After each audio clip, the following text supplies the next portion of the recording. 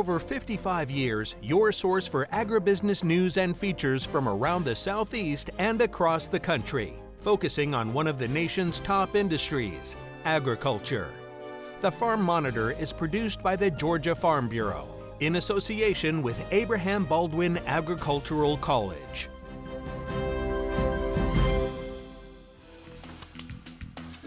All right, welcome to the show we think is like a happy hour of good conversation and information, all condensed down to about 30 minutes.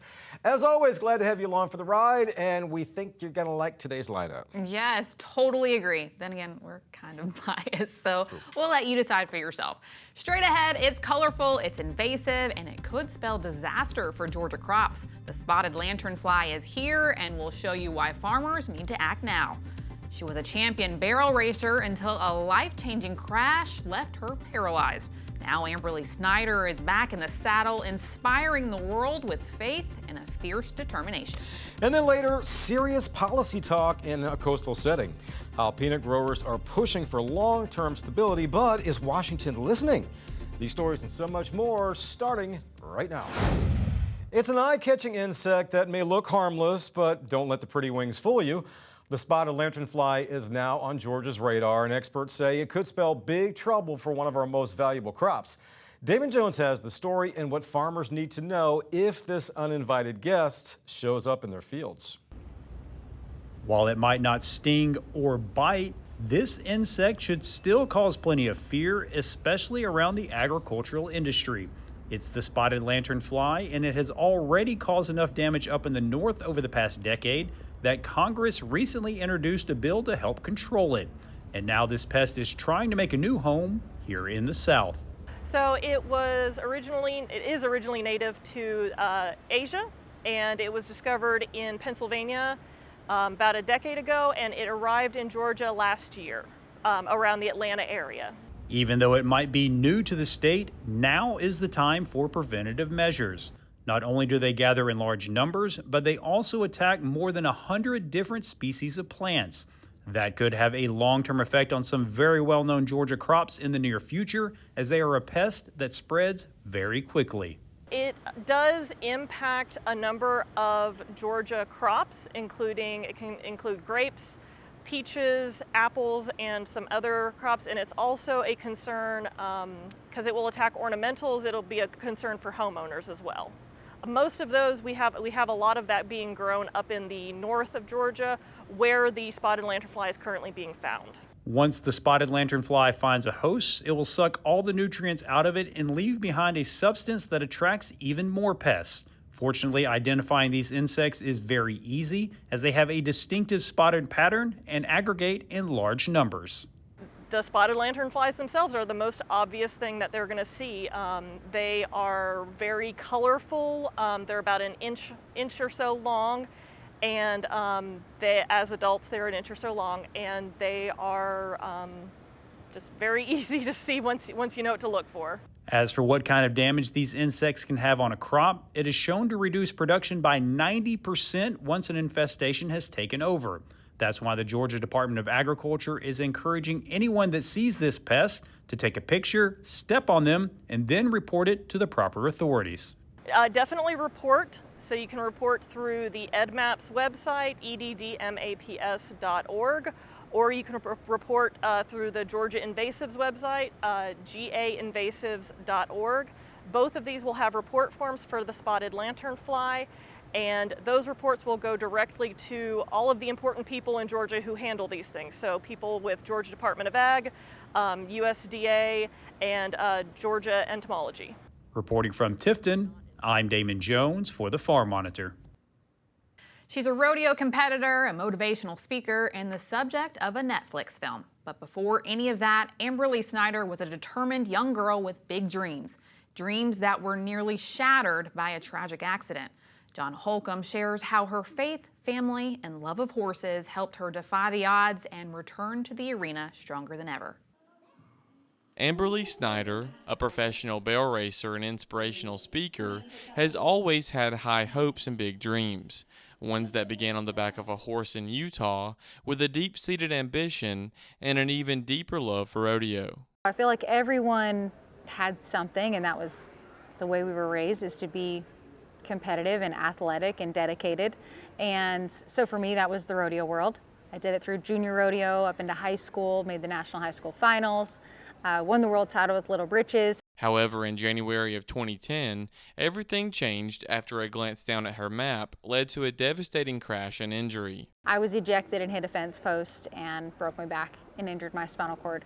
So January of 2010, you know, I thought I had this whole plan of what I was going to be, who I was going to be. I was 18 years old, a year out of high school, you know, had all these things that I was going to do. And then now here I am getting told, hey, that whole life that you had, that doesn't exist anymore. For Snyder, the journey forward wasn't just a physical one, it was also an emotional one, which caused her to step away from her horses for nearly a year. However, when she returned with a new perspective and a fierce determination. I'm glad I did that because I was able to just take that challenge on to start with before coming back to the horses. Not to mention, it really shifted my perspective that even if it wasn't the same, it was something I still truly loved to do. So when I got back to my horses, then from there I never looked back, right? Then I get back into competing, and I don't just want to be a participant, I want to be a competitor. That competitive heart earned her a chance to run her horse in the American rodeo, a defining moment in her life story as the only paralyzed professional barrel racer in the country, which inspired the Netflix movie Walk, Ride, Rodeo. I thought my family had been through enough the first time around. We didn't need to even rehash it, but my family all said they were okay with it, they wanted to do it. So that's where it started. So they took the script, they bought it from the first company, they revamped it with the American in it, they added a little bit of the love story that goes along with it, and then sold it to Netflix. So then Netflix picked it up, and I still get messages every single day on my social media or email or on my website of somebody who has watched it and been inspired by it. And I still don't even know if that really resonates with me all the time, that's real life. These days, you can find Snyder traveling the country racing barrels and speaking at events just like this. A life she never expected, but one that she says is possible thanks to three important things: her faith, her family, and of course, her horses. I am who I am, and I am where I am, and what I'm doing is because I have the support system of my family, the people who love me and believe in me, even on the days where this isn't what I wanted. My faith to know that I'm exactly where I'm supposed to be, and that God has a plan for me, and that through me, He can be shown so often, that everyone needs to have the faith and know that you have a purpose to serve. And then my horses. I mean, my horses are my freedom. They really are. They're the part that just fills my heart right back up so that I can handle every day. And those three things is, I mean, that's why I'm still here. Reporting from Jekyll Island for the Farm Monitor, I'm John Holcomb. All right, John, great job. Thanks so much. Well, it's more than just sun and sand. After the break, peanut growers take center stage, pushing hard for better policies in hopes of a more sustainable future for the industry.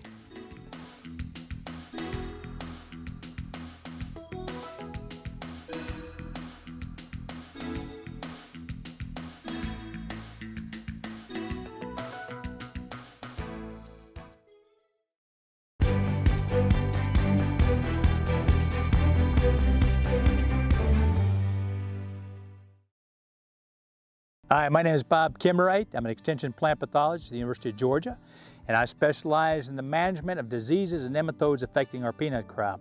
And if you can see behind me, we've got a beautiful crop of peanuts growing, beautiful green color. And for those who don't work with peanuts, it's easy to imagine that growing peanuts is easy. They always look like this. In fact, that's not the truth. The peanut crop is susceptible to a number of different diseases. Most of them are caused by fungi. We also have a very important viral disease, tomato spotted wilt virus.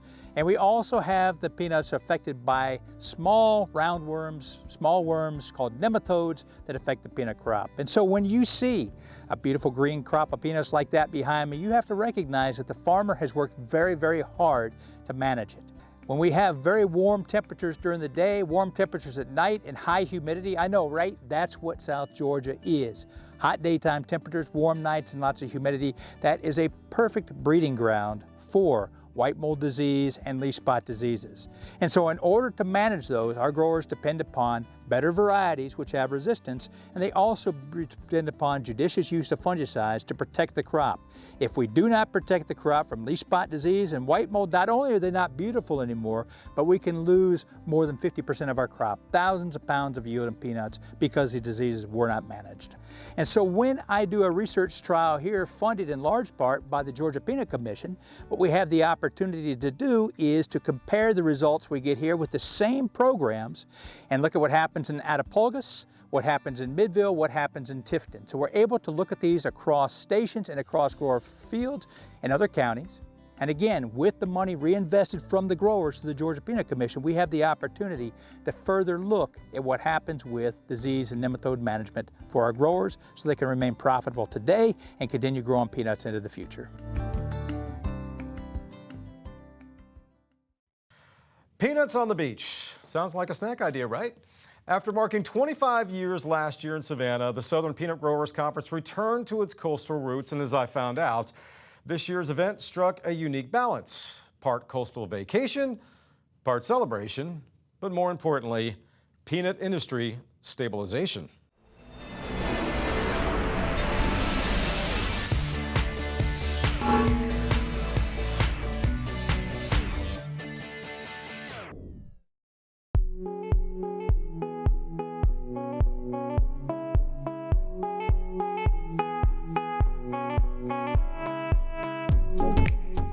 The backdrop may scream vacation, but inside the work was serious.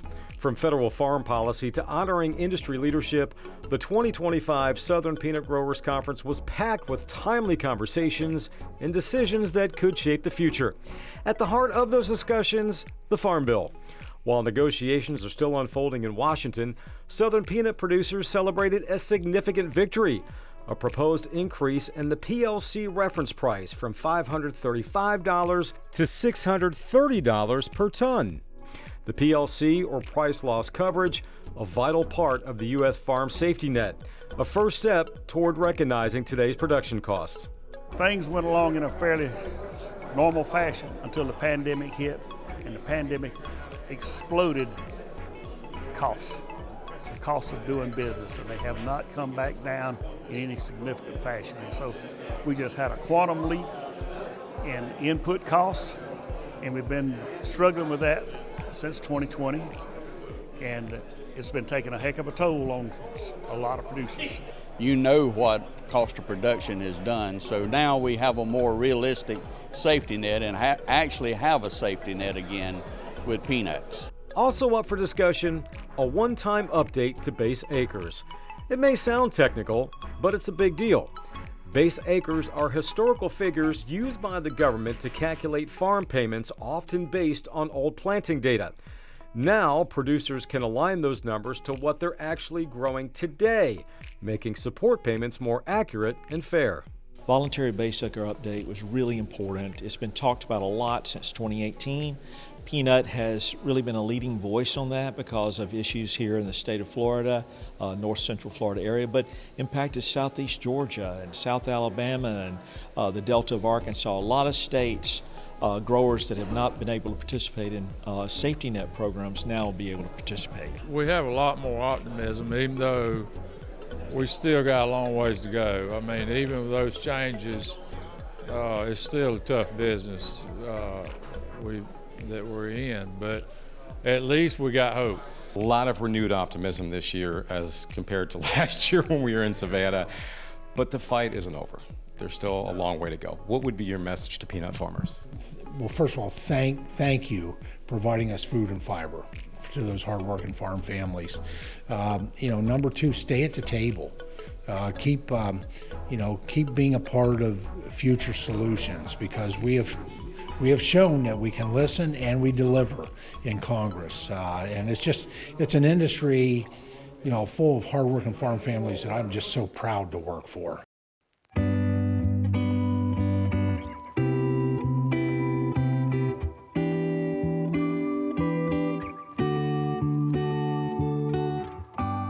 So as you can see behind me, this is more than just a conference. For many producers, it's the one time of year when you step away from the farm, take a deep breath, and connect. Not just with the calming backdrop of the ocean, but with industry leaders and one another. And that, just like the policy discussions here at the conference, plays a major role in keeping the industry strong. You know, we're a fairly small industry, and our growers have a lot of the similar problems, even though the belt is pretty diverse. And so, I don't know, it's kind of fun, and we'll sit and talk, and we'll visit, and we'll talk about those things. I hadn't had the first policy conversation, though. A new generation of growers was also in the spotlight, offering fresh perspectives, honest dialogue, and optimism about the future of peanut farming. A lot of Farm Bureau folks know my son, Nap. Of course, a lot of folks know him regardless because he gets around a lot. But I'm particularly proud that he's able to follow in my footsteps and work in the farming industry. You know, he's currently a fertilizer dealer, he's a farmer, he serves on Farm Bureau boards and things like that.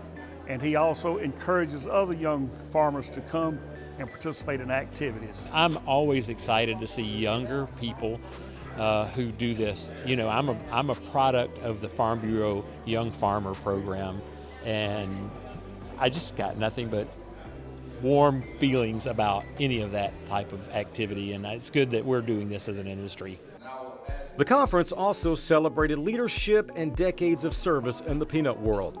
During the prayer breakfast, longtime industry veteran John Powell was honored with the Southern Peanut Growers Conference Valor Award, presented annually by Valiant USA to leaders who have made a significant impact in the peanut industry. Powell's decades of dedication to grower advocacy, research collaboration, and grassroots leadership made him a standout recipient and a reminder of the people who carry this industry forward. Well, this is certainly an honor, and I appreciate it very much, and I'm greatly humbled.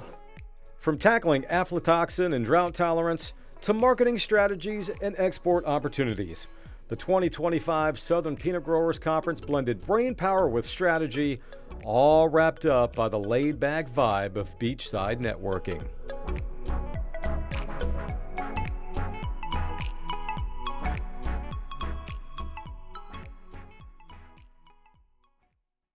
Yes, from policy to people, safe to say the peanut industry's future got a little stronger.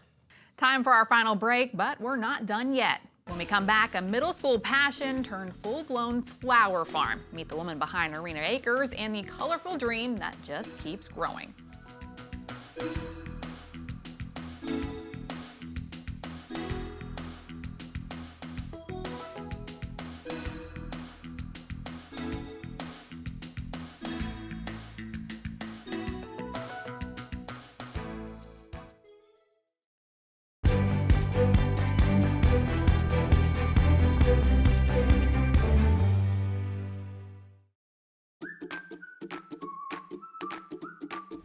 You might be surprised to know how much water is used on a dairy farm day after day.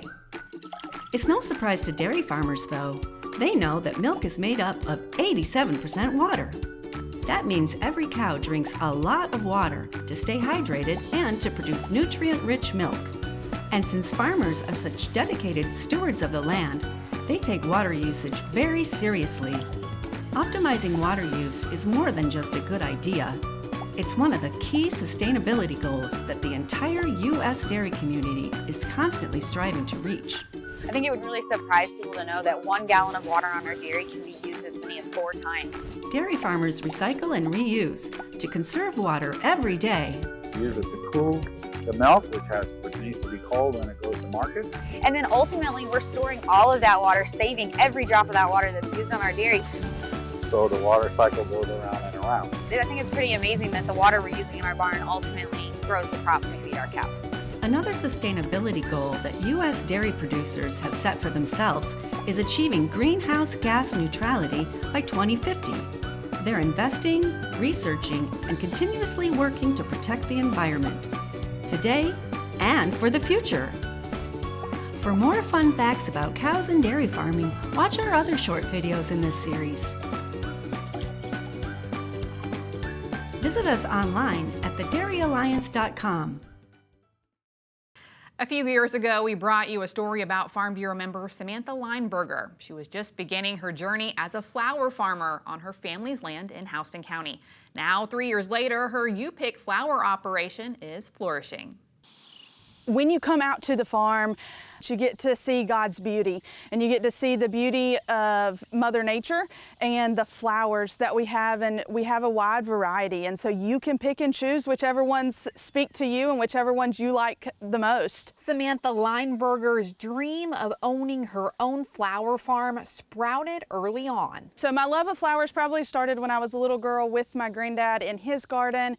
But then it flourished when I went on to middle school and was really involved in FFA, and I did the floral design competition, and that led into the floriculture competition. That led me into a job at a florist, and I really loved being around flowers. They make everybody happy. I knew I wanted to do something with flowers. I just didn't want to be stuck in four walls, and so that's kind of when I wanted my roots to go back to the farm, and that's where the flower farm started.